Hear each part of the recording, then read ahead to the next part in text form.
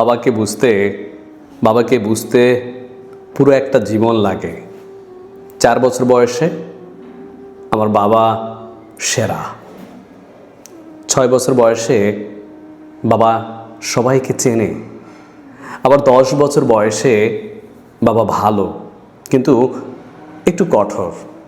12 বছর বয়সে বাবা ছোটবেলায় অনেক ভালো ছিলেন। 14 বছর বয়সে বাবা কেমন জানি বদলে গেছে। 16 বছর বয়সে বাবা কিচ্ছু বোঝে না। 18 বছর বয়সে বাবা দিন দিন আরও কঠোর হচ্ছে। আর 20 বছর বয়সে বাবার ব্যবহার সহ্য করা কঠিন। কিভাবে মা সহ্য করতেন। 25 বছর বয়সে বাবা সব কিছুতেই মতের বিরোধ করেন, মতের বিরুদ্ধে যান। 30 বছর বয়সে বাবার সাথে একমত হওয়া কঠিন। দাদাও কি এভাবেই বাবার সাথে করতেন।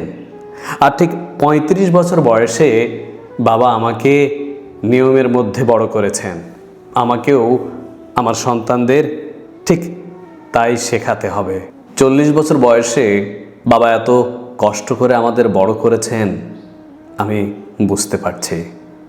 আর 45 বছর বয়সে বাবা সব কিছু দীর্ঘমেয়াদী পরিকল্পনা করতেন। তিনি ছিলেন দয়ালু ও বিশেষ একজন মানুষ। সত্যি আমার বাবা একদম সেরা।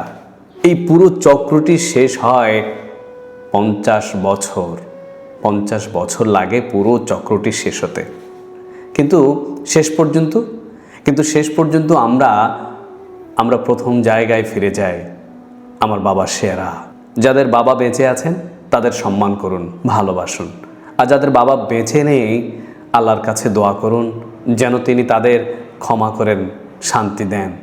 আমরা চাই আমাদের সন্তানরা যেন আমাদের আরও ভালোবেসে সম্মান করে, যেমনটা আমরা আমাদের বাবাকে করতে পারি।